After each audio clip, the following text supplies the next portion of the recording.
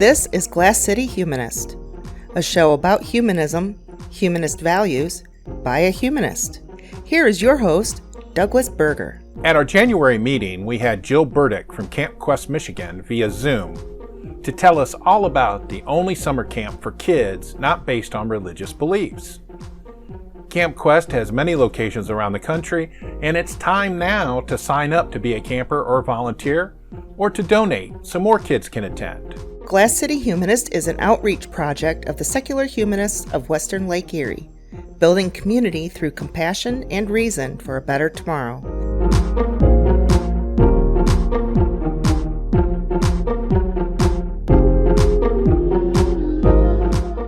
Before we get into the meat of this episode, I wanted to share some really exciting news concerning the podcast, Glass City Humanist. Here in Toledo, where we are based, we have a community radio station, a nonprofit community radio station called WAKT 106.1 FM on the dial. It's also known as WAKT Radio. And they had applications open late last year for pitching shows, because they have community members do shows on the station. Besides, they do talk and other things. It's an eclectic radio station.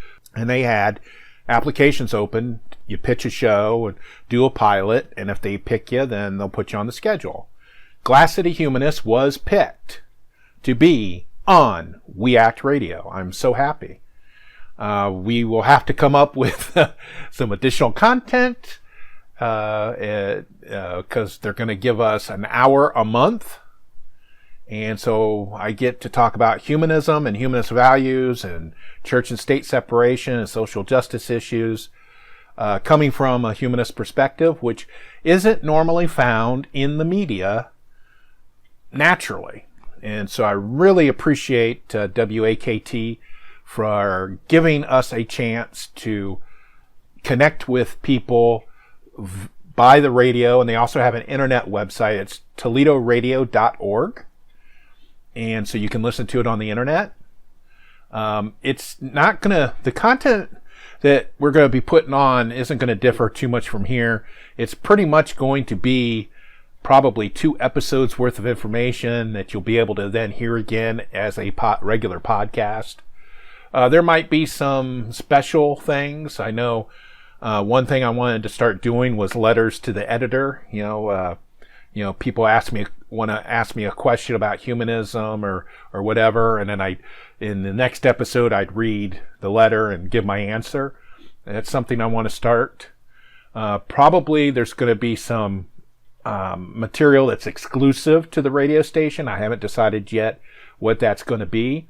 And then that will be available to people who sign up on our coffee page, and it will be part of the perk. Is unless you are listening live to it, and I will give the schedule and it will be on our page. The only other way is if I share the recording with everybody, and I'm going to do that through the coffee page, the coffee.com. And that's what we use for the bonus materials usually, that you donate money for, and then we do that. So I'm really, really, really happy that Glass City Humanist is going to be on the radio, the regular terrestrial radio, and on the internet, and hopefully we'll expose more people to humanism. Pun intended. So we'll keep an eye out for that. And again, I will let everybody know when that starts up. It should be real soon, probably within the next few weeks. And I'm really happy about it. Back in January, we had an in-person meeting of the Secular Humanists of Western Lake Erie. And we had invited our guest, Jill Burdick from Camp Quest, Michigan, to come and speak to us about Camp Quest. Well, due to unforeseeable circumstances, she was not able to join us in person, and so she participated and gave her presentation over Zoom, which we had hooked up at the library branch where we were meeting.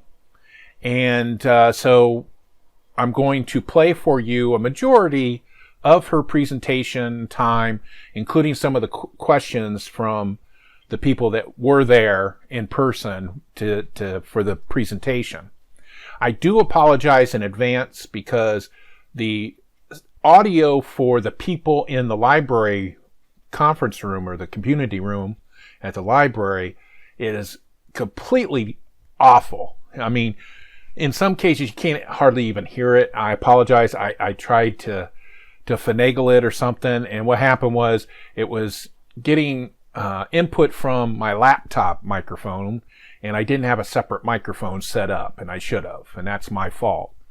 I think it's more important, though, to hear the responses from Jill. So I've left the questions in so that it doesn't seem like she's just, making things up in whole cloth as she goes, like it's not a linear thought process.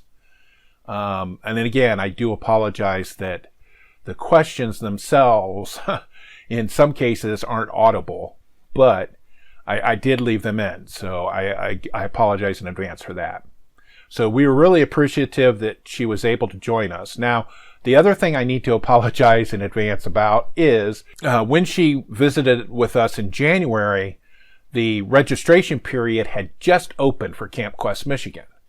So if you had been to the meeting, or I also made the Zoom link available to members, and you would have to go almost right away and sign up, because as of the recording of this podcast episode, Camp Quest Michigan is full up. They have a wait list now. Some camps are like that. Some camps are not like that. It just depends. Like I said, there's Camp Quest locations around the country. There's one in Ohio. The one in Michigan, they only had space for 50 or 60 kids. So it went pretty quickly.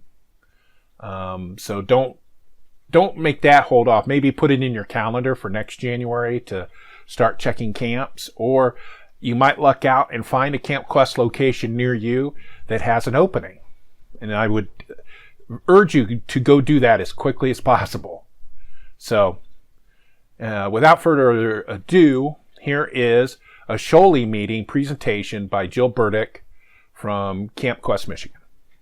For starters, my husband and I lived in Richmond, Virginia for a while. While we were there, we went to the Reason Rally out in Washington, D.C. And there was this group called Camp Quest with a booth set up there. And I had never heard of them prior. And I was thinking, I remember summer camp as a kid. Let's see what this thing is. My first few slides are just the information that they put out there for everyone. So the idea is that these campers can come and just be themselves and have that summer camp experience that they might not otherwise really be connected to. Like, these kids aren't necessarily going to church camp or things like that. It's really about, getting these kids to have an opportunity to form friendships, to find someone else like them. I love at the end of camp, there's always kids that are like, I found someone else who's just like me. And of course, they're not just like them, but they feel that way. They feel that connection to someone new. There's always some educational programming. There's always tons of fun stuff. So they say, share in educational and inquisitive adventures. And it's really I went to church camp as a kid myself. I grew up in the United Methodist Church, so that was a normal thing. I went a few summers, and this has all the good parts of camp, right? In my opinion. This is just some of the pictures from various camp quests around. I love that there's such a variety of activities, because at camp there will be hands-on science activities. There will be physical activities, the tug of war. There will be run around and chase each other wearing silly things activities. But just time to bond, time to make friends, and time to have new experiences. One more slide of the business side of things. So this is what like Camp Quest Nationals puts out as information for people. They describe it as all the wholesome fun and freedom of a traditional summer camp, but it has the teaching and the growth and this inclusive worldview. I love the discussions that are had at camp because we encourage kids to ask questions, share their thoughts, talk to each other. And sometimes, like some kids have more or less opportunities outside of camp to do that, depending on their situation. We're always like, especially this last year was actually my first year at Camp Quest, Michigan. I volunteered as a cabin counselor there. And I just loved the humanist values and just being a good person. That was like a constant theme in things happening at camp. I also volunteered out at Camp Quest Chesapeake when we lived at Virginia. That's where I first heard about Camp Quest and became involved. So I remember going to the first like staff retreat and being a little nervous. I didn't know anyone, and I just found an amazing group of human beings who were running this camp, and I was hooked right away. I was able to volunteer out there 2 years, and then COVID hit, and then we moved again. So we've had some adventures lately on the home front, but I like when we moved, I knew I wanted to find a Camp Quest community again to be a part of. And the last part of this slide says, and where else can you spend your time attempting to prove that unicorns do not exist? That's always a question that's posed to the kids, like the first full day of camp. And they're challenged by someone in leadership to prove, and they tell this story about these invisible unicorns at camp. And the challenge is to prove that they do not exist. So we have a lot of fun. I remember when I first looked at the Camp Quest website, they had fun, friends, and free thought as some of the main pull for the kids. And it's definitely an amazing opportunity for them. You can see we get silly, we get messy, we get wet. Most camps have some access to a lake or a river or something like that. So kids get to take part in water activities. In Chesapeake, we just had a swimming pool, but it was still a hit for the kids, especially that one is always the middle of July, the hottest week. So if any of you are familiar with that weather out there, it is nice and toasty. Typical day at Camp Quest. I based this off of Michigan this last year.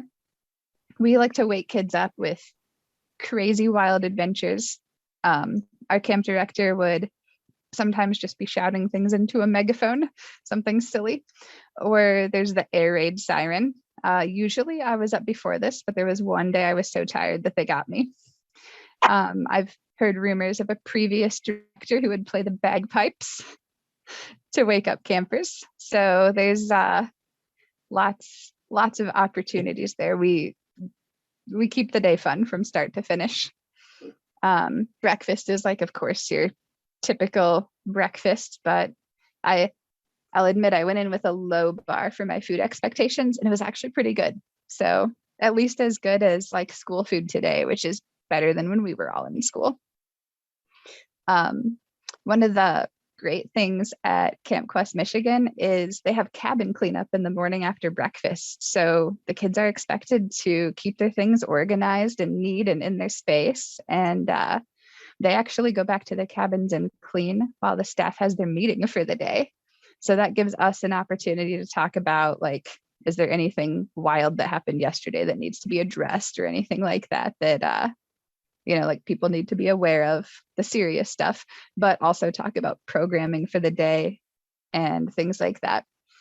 Then the morning activity is about an hour and a half, and they got to do great camp activities: rock wall, horses, canoes, recreation, Socrates Cafe. There's tons of opportunities there. We're really lucky at Camp Quest, Michigan, because we have a really good relationship with a 4-H camp. And when like when I was in Virginia at Camp Quest Chesapeake, we had to run all the activities. So we brought in someone who was certified for the rock wall. They didn't have horses there. We brought in people that were lifeguards. We had to have all those people on our staff. At the end of every meal, we had to take out the trash and things like that. So we ran the campsite and kept track of the campers. So we're really fortunate here in Michigan that they take care of a lot of the business parts, and we get to interact with the kids more and do more of the fun things. There's always a lunch, and of course camp lunch, but again, like pretty decent food. So volunteer if you're able, and this is something that interests you. It's honestly so much fun. Afternoon activities could be things like drama, archery, sex education, power pole, giant ladder. These are some of these are features of that camp in particular. And they had some challenges that were for the bigger kids. Like, for example, the giant ladder, you have to be tall enough to do that one because it's climbing a ladder where the rungs are like 2 people apart, and you have to pick each other up and help each other climb the ladder.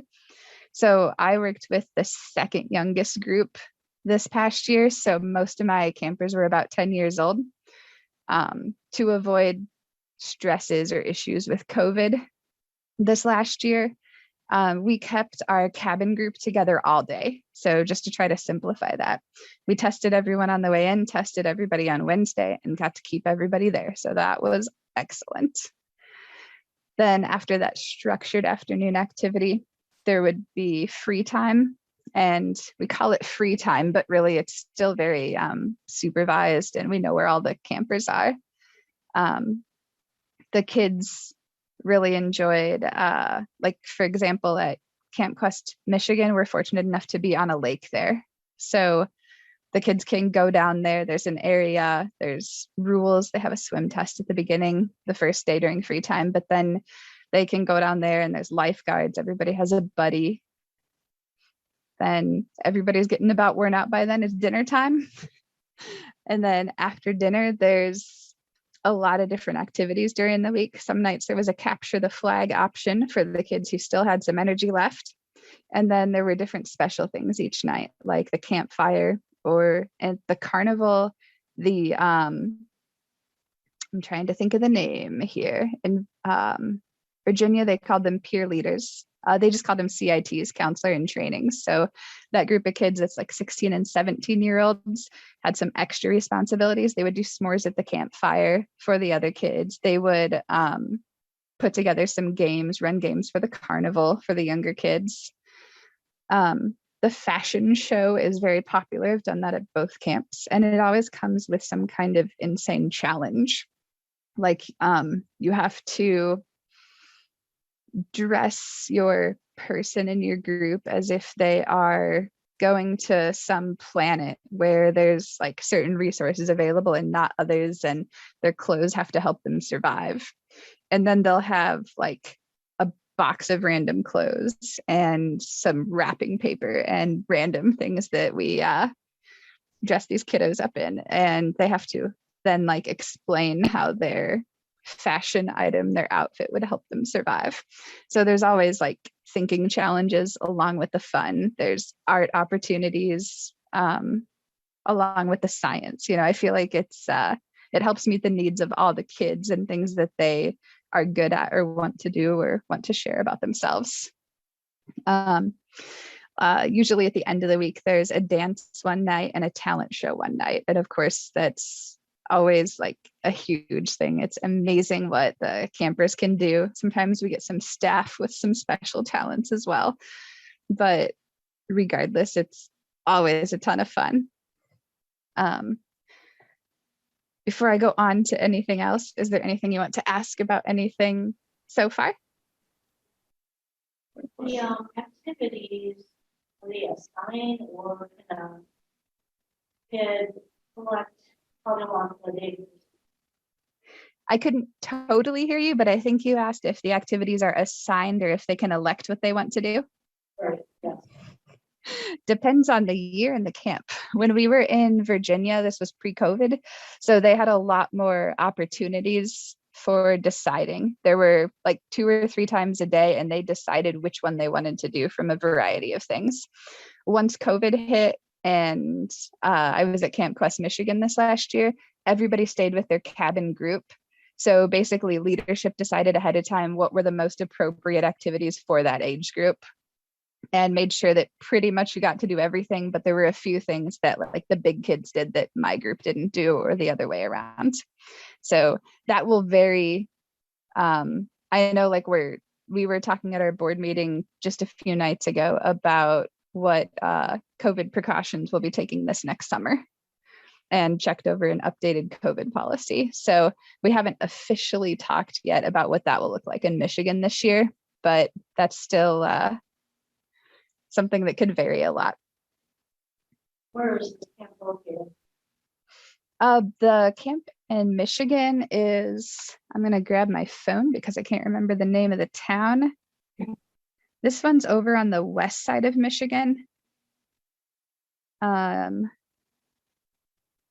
It's near Lake Michigan, but not on Lake Michigan. It's called 4-H Camp Kidwell. If you want to look that up, just think kid and well. That's how it's spelled, just like you would think. And the nearest town is Bloomingdale, I guess. That's like small. The nearest big town, it's not too far from Kalamazoo. Oh. So the one in Michigan is over there. I know there is also a Camp Quest, Ohio, because we lived in Cincinnati briefly between being in Richmond, Virginia, and being in the Detroit area now. So I had looked into volunteering with them. I can't remember where that one is, but if you Google Camp Quest, Ohio, you can for sure find that quickly. It's down southern Ohio, near Jackson County. Then I have a few more slides, and then you can ask again. Of course, safety is super important. I'm a school teacher, so I'm like always thinking about keeping my kiddos safe. One thing I love about Camp Quest is they push this rule of 3 with everyone. There's always 3 people in your group. If you are a little reference point, Camp Quest Chesapeake in Virginia is like the whole camp is all spread out along one main trail basically, but there's some distance in between different cabins and the mess hall and things like that. So especially out there, we tell the kids, you always have 3 people in your group, because if someone falls down and hurts their ankle, then someone can stay with them while someone else goes for help. Typically we're in much bigger groups than that anyway, but we really enforce that, and the kids are good at it. They'll be like, hey, the 2 of us want to go to the bathroom, which is, in another building, and we need someone else to go with us. And then pretty soon they'll have a group of 5 to go. And safety is a priority everywhere. I also loved out at Camp Quest Chesapeake the last time that I was there. So just before COVID, they had water appreciation moments. So the nurse would literally just get on the radio, and the campers were always close enough to a staff member to hear the radios. And he'd be like, this is a water appreciation moment. Everybody stop what you're doing and take a drink of water. So there's a lot of things just put in place to keep people safe, because that week it was like 90 plus degrees day and night out there. It was honestly kind of miserable, but I was lucky because I was with the younger kids and we had air conditioning in our cabin. There's definitely no air conditioned cabins at Camp Quest, Michigan. So we put fans in the windows, one facing in on one side, one facing out on the other, and that is our airflow. It's very safe. There's staff training that comes from the national level. People are background checked, and ACA is I want to say American Camping Association, and Camp Quest Michigan is beginning that process to be an ACA accredited camp, which is just like one more group looking at us and saying they're doing the right things and they're being safe, and they have people who are certified to do these activities doing these activities, which we do anyway. So it's honestly a lot of things that are already happening. Do you like what you hear? Would you like to support the show so we can make it better? You can write a review for podcast apps that allow reviews. You can share our website, glasscityhumanist.show, with your friends, and you can donate to the show using the donate link on the website. Any support is appreciated.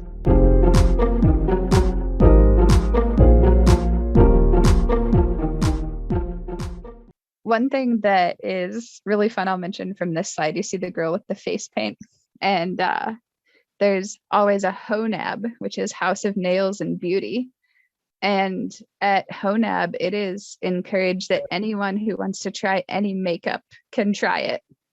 So in Virginia, we would let campers paint each other's nails and put on whatever makeup they were comfortable with or wanted to try. And sometimes it was like hilarious and outrageous. And sometimes it was some kid who was just like afraid to try something and they'd try it there. And there's always a rule that we talk about at the beginning. If someone says, no, thank you, then you stop. If someone's partway through it and they're like, I have to take the stuff off my nails, you help them take it off. And the kids are so good to each other. Like we never had a problem with that. You know, they're really respectful of each other and each other's ideas and thoughts and wishes and things. You also see on this slide, there's lots of like team building opportunities, just to like get to know the other people that you're there with and work with them.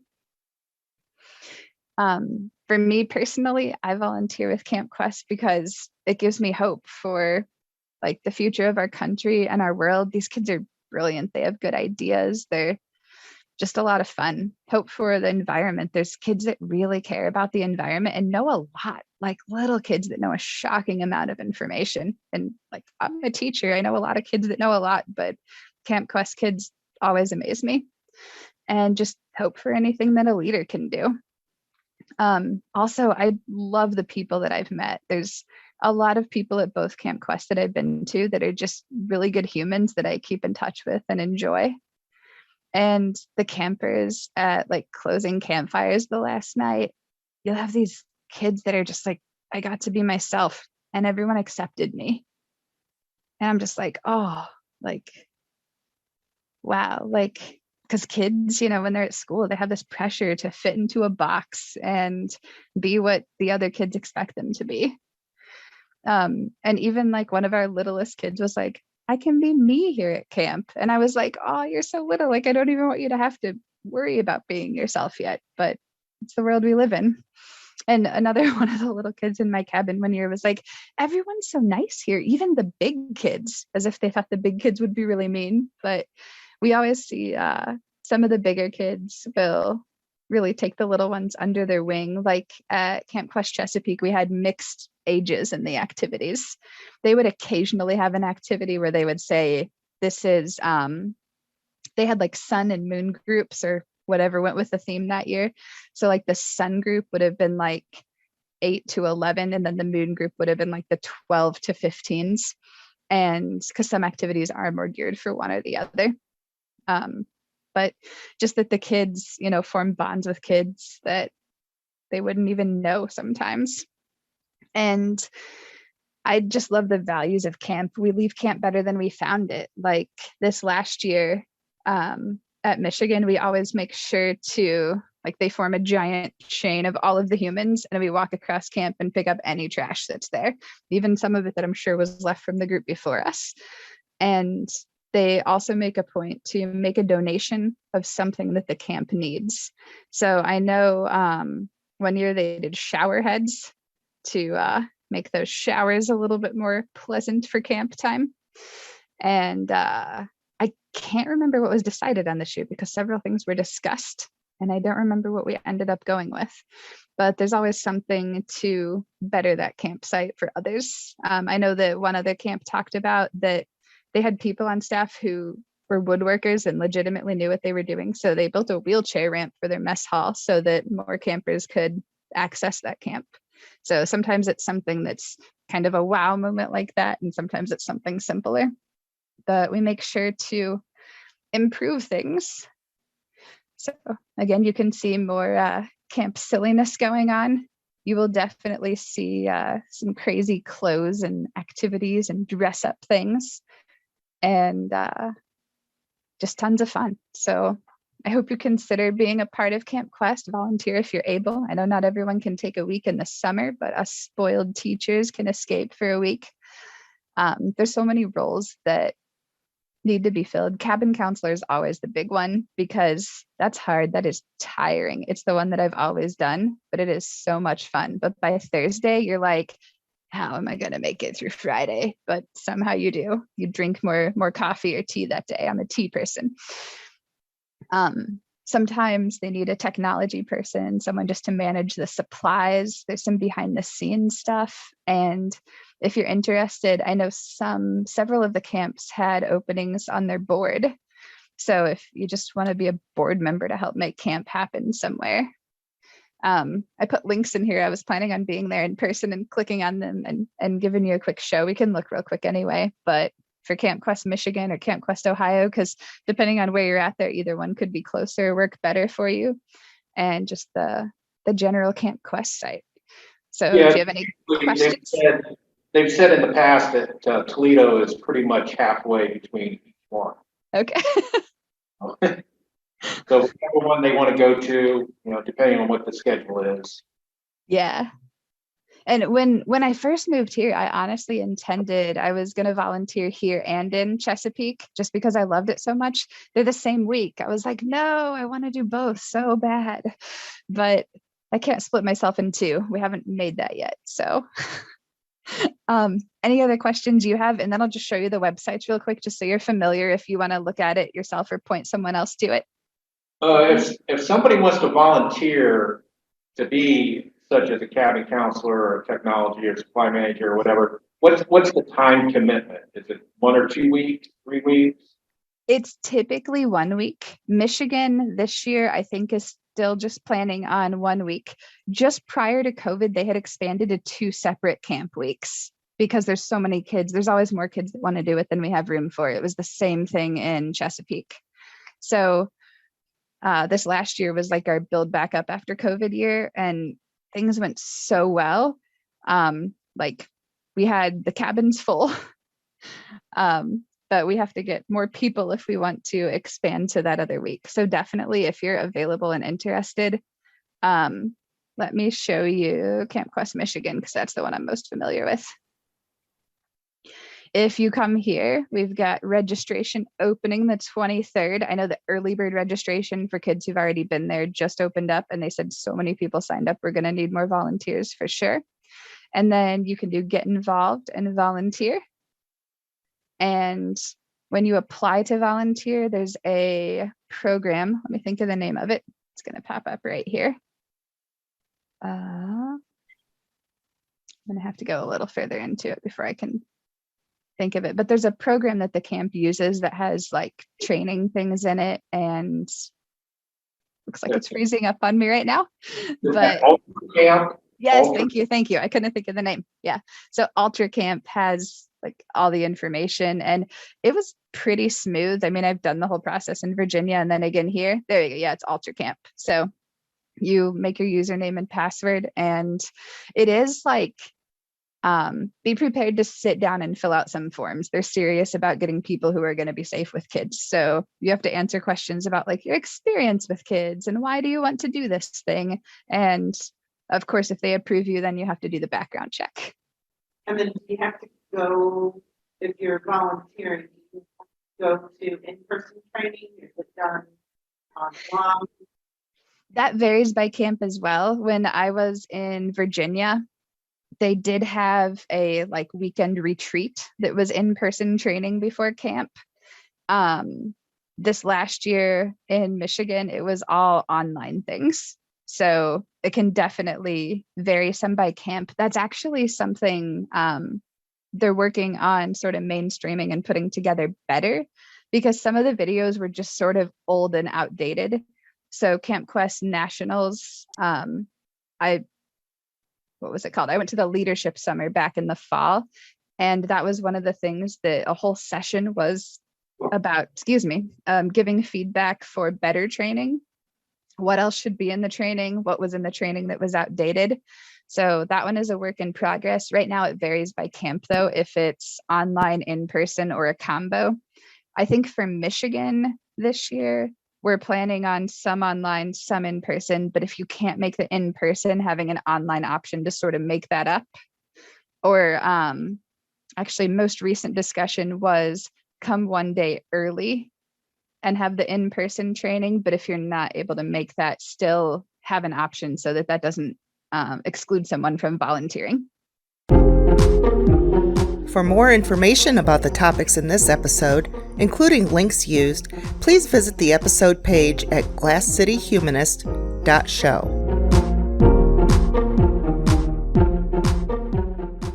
How many kids are generally enrolled?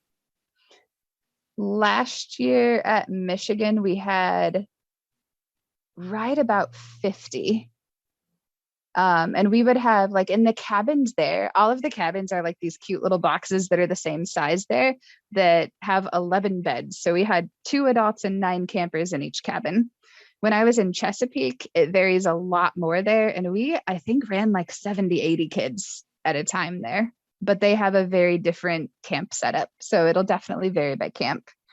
Something that was really neat this year, when I signed up to volunteer, they were like, we're doing gender inclusive cabins this year. And in Camp Quest, Virginia, there had always been an option for that. So there was like the boys' cabins were down at one end of camp, the girls' cabins were down at one end, and gender inclusive cabins were in the middle.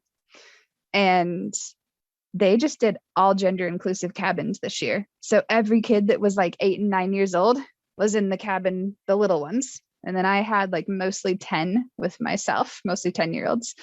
And they just did it by age. And I was a little like nervous. I was like, man, I haven't been with kids this young. Will it be like, they didn't even notice. It wasn't even a thing. Like, we went up to the bathhouse to put on our pajamas and get ready for bed and came down and went to bed. And it was just really smooth.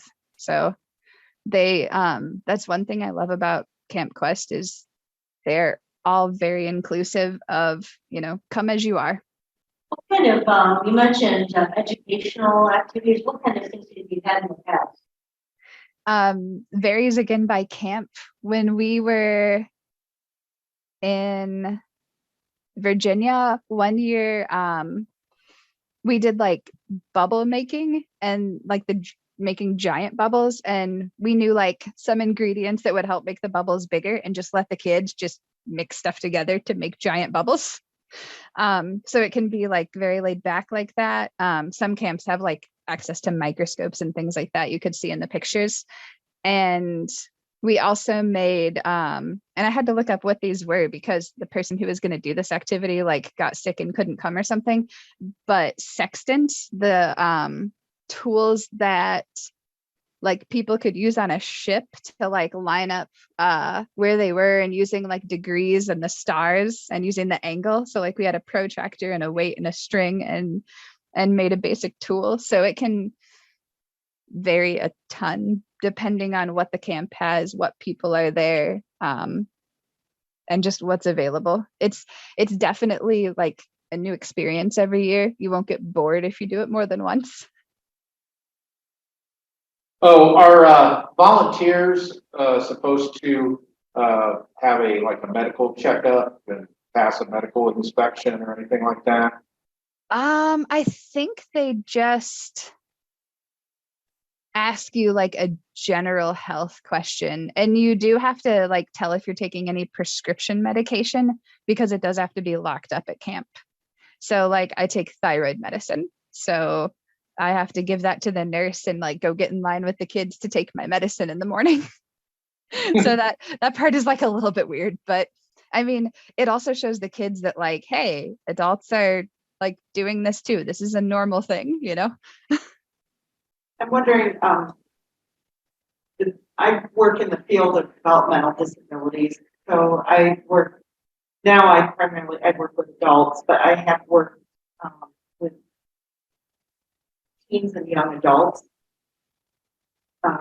with autism.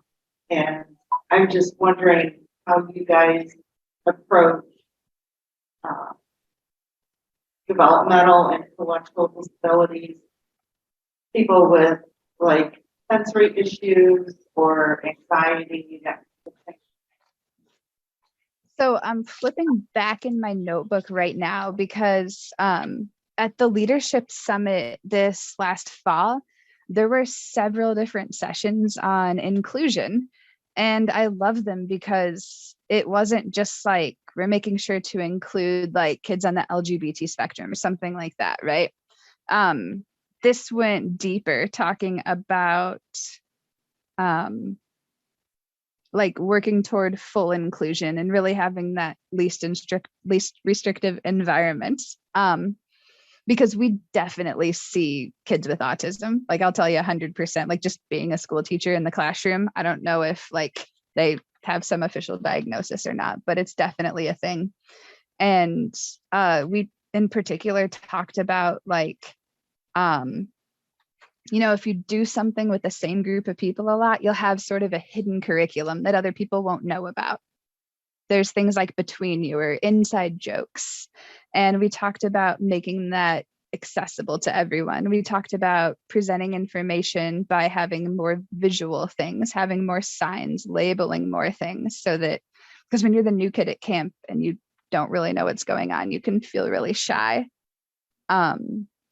This particular session, I don't know if you've heard of her or not. She, the speaker was Lisa Drennan from Diverse Abilities. And she was like genuinely just like a really interesting human to talk to. She helped us think of like, if a parent is coming to you and saying like, my child has this disability, to talk to the parents about like, what are their strengths? What do you want them to get out of camp? What frustrates or overwhelms them? Are there day-to-day tasks that they need help with?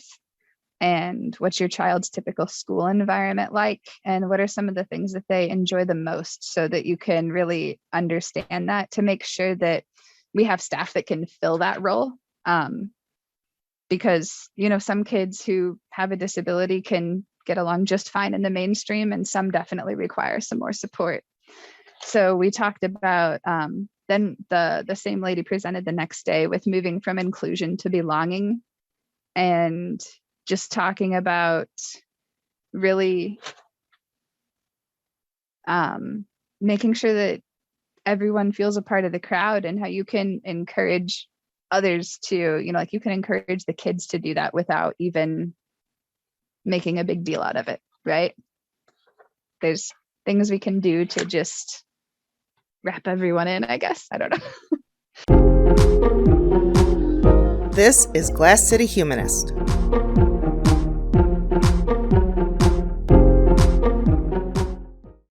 Yeah. What's the cost for a camper generally? That will vary by camp for sure. We just set our cost, and we did have to approve an increase in cost this year, because the camp charges us like a fee to use the campsite and a per camper fee, and both of those numbers went up this year. We had been holding steady, I think, in the 500s, and I think we had to go up to like 625 or 650 this year. They also have camperships available though, because they realized that that's a lot of money. And there's also a sibling discount. So if you have more than one child going, you're not quite paying the full price for both. How connected are kids during the week? I mean, are they allowed to bring their cell phones out, or you try to limit that? No, we tell the parents to just take those cell phones right back home with them. They're, I guess, actually at Camp Quest, Michigan, the CITs, so counselor in training, they were allowed to be on their cell phone with very strict restrictions and not in front of the other campers. So maybe just like in their cabin at night, they could check up on things or something, but it's very little. And in Virginia, it was just no phones, which I honestly am a fan of, because then the kids are really bonding with each other. They're not just sitting on their own bunk doing their own thing. They're always talking to each other or playing a game of cards as they're winding down at night, or sharing something, or the little ones are looking at some picture book together or something. So I'm assuming then that you had a process in place for parents who wanted to get a hold of their children quickly. Oh yeah, yep. Here you can email the director with non-emergencies that can be dealt with that night, and you can call the director at any time. So like last year, Tim gave his cell phone number to the parents and said, if there's an emergency, you call, which we had good cell service at the camp in Michigan. In Virginia, it was much more spotty. So I know that there were like several numbers given to parents and also an email option, but it was a little harder there because it was a little more rural. The camp in Virginia was at a Girl Scout camp. You mentioned the Girl Scout camp earlier, and that was it's called Camp Darden if you're ever out east for anything. I am excited about how excited you are about Camp Quest. I love it so much. Like I just, it's a blast. Like the people I meet are amazing. Like being a teacher, I always get myself stuck in a super conservative world in teaching somehow. Like right now I teach at a school that is 95% of my kids are Muslim students. So I always like end up living in this bubble. So Camp Quest is like my escape. Well, I think we'll go ahead and wrap it up for today then. And Jill, I really appreciate you visiting with us today. It was a lot of fun. And good luck with your camp experience this summer. And hopefully you have a lot of people show up for that. And we'll make sure that we promote it in the group, and because I'm sure there's people that are interested in attending. Thank you for listening. For more information about the topics in this episode, please visit the episode page at glasscityhumanist.show. Glass City Humanist is an outreach of the Secular Humanists of Western Lake Erie. Sholi can be reached at humanistswle.org. Glass City Humanist is hosted, written, and produced by Douglas Berger, and he's solely responsible for the content. Our theme music is Glass City Jam, composed using the Amplify Studio. See you next time.